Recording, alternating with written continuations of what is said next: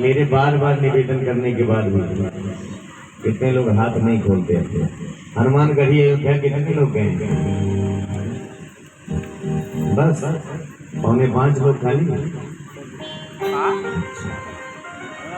तो हनुमानगढ़ी अयोध्या में जब जाते होंगे तो सीढ़ी के किनारे बड़े बड़े संत बैठे रहते हैं ना, बैठते कि नहीं थाली लेकर के आगे। तो होता क्या, किसी का इतना नहीं तो किसी का इतना नहीं, किसी का पूरा नहीं। जानते हैं कि हमारे हाथों की सार्थकता तभी होती है कि भगवत भजन में हम इसका प्रयोग करते हैं। तो उनसे भी इसी तरीके से कभी कभी कहा हो गया हो, नहीं प्रयोग किए तो भगवान ने कहा बेटा जब इसका तुम्हारे कोई प्रयोग ही नहीं है क्या करोगे ले जाकर के, इसलिए इसको मेरे पास छोड़ दो, जाओ वैसे रहने। ये भगवत कथा है। भगवत कथा में हम जितनी भी सेवा कर सके, भजन का मतलब सेवा करना। भज सेवायाम धातु से भजन शब्द की भी उत्पत्ति हुई है। भजन का मतलब होता है सेवा करना।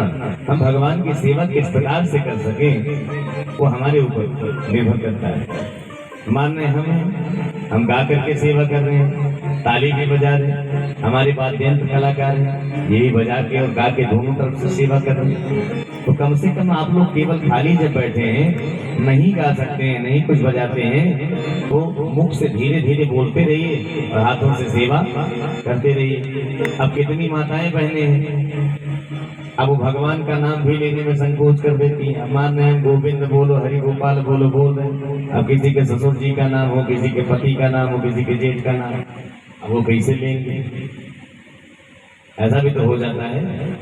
अभी हम यही खजनी क्षेत्र में गए थे, बांसगांव भैंसा बाजार के पास, तो कथा कर रहे थे। फरवरी की बात है ना, फरवरी जनवरी उस समय गए थे। तो हमने कहा कीर्तन कीजिए। तो कीर्तन करने के लिए हमने बोला कि गोकुल चंदन कंस निकंदन देवकी नंदन तव शरण।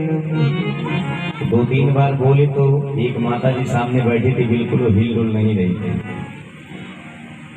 केवल हमको देख रही थी, ना बोल रही थी ना कुछ ताली वाली बजा, कुछ नहीं। तो हमने पूछा कि माता जी आप नाम क्यों नहीं ले रही भगवान का? तब भी वो कुछ नहीं बोली। तो हमने कहा चलिए कोई बात नहीं, वो अपने ऊपर वो जाने। फिर धीरे से हमने देखा कि वो कुछ बोल रही हैं, हल्का फुल्का कुछ उनका मुख जो है हिला। तो हमने वाद्ययंत्र कलाकारों को कहा, हमने कहा बाजा बंद कर दीजिए और हम थोड़ा सुनने माता जी क्या बोल रही हैं। तो हमने कहा था कि असुर निकंदन गोकुल चंदन असुर निकंदन देवकी नंदन तव शरण। तो माता जी क्या बोल रही हैं? असुर निकंदन गोकुल चंदन पिंटू के पापा तव शरण। उनके पति देव का नाम था शायद देवकी नंदन, तो इसीलिए वो नहीं ले रही थी। तो ऐसा भी हो जाता है, लेकिन ये भगवत नाम है, भगवान का नाम लेने में कोई संकोच नहीं, बेहिचक लीजिए और दोनों हाथों से करता ध्वनि करते हुए लीजिए। गोविंद बोलो हरि गोपाल, गोविंद बोलो हरि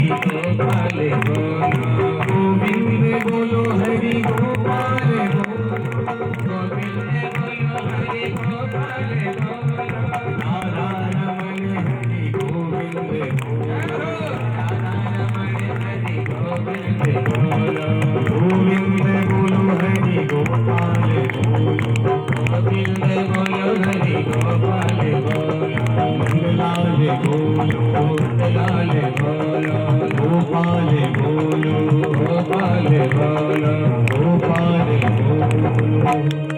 बोलिए आनंद कंद भगवान की आप लोग डूब तो नहीं रहे ना? क्योंकि जैसे कई कथाओं में श्रोता भी कई प्रकार के आते हैं। अब कुछ श्रोता ऐसे होते हैं जो इंतजार करते हैं बाबा अभी कोई चुटकुला नहीं बोले, कहते हैं ना, वो ये इंतजार करता है कि बाबा अभी कोई भजन नहीं गाएगा। कितने लोग कथा के प्रेमी होते हैं, तो इसीलिए हम पूछ लेते हैं, आप सभी से पूछा करते हैं कि मतलब जिस प्रकार का आपको चाहिए उस प्रकार की हम प्रस्तुति दे सकें, क्योंकि श्रोता ही सबसे बड़ी हिम्मत होती है और श्रोताओं को संतुष्ट करना एक वक्ता का काम होता है। तो क्योंकि मेरी कथाओं में ज्यादा भजन की मात्रा नहीं होती है, मैं ज्यादातर विशेष ध्यान कथाओं पर देता हूं कि कथा कितनी ज्यादा से ज्यादा श्रवण करवाए, क्योंकि इसी से कल्याण होना है। और भजन भी मैं उतनी ही मात्रा में देता हूं कि जैसे भोजन में नमक। हमारे माता जी बैठी हैं, भिटनी से आई हैं, आपके वहां भी हमने भागवत सुनाई थी, लेकिन वहां भी मैं भजन बहुत ज्यादा नहीं गाता था। गाते थे बस केवल जितनी जरूरत होती थी उतनी। तो इसलिए भगवत नाम का आश्रय लेते रहिए। आइए, जो भी समय और बचा है इसमें भगवत भजन में, भगवत कथा में हम लोग मन को लगाए। तो मैं निवेदन कर रहा था, व्यास जी महाराज जो हैं इन्होंने 17 पुराणों की रचना कर डाली। व्यास जी ने 17 पुराणों की रचना कर डाली जिससे लोगों का कल्याण हो सके। नारद जी ने कहा, महाराज मेरे पास एक ऐसी संहिता है जिसका आप बेहद रूप से विस्तार करना, क्योंकि मेरे पिता ब्रह्मा को ये श्रीमन नारायण ने दिया था चतुश्लोकी भागवत का ज्ञान, और मेरे पिता ब्रह्मा ने उस चतुश्लोकी भागवत को मुझे प्रदान कर दिया, और वही 4 श्लोकों की भागवत मैं आपको प्रदान कर देता हूँ। आप इसका विस्तार कीजिए।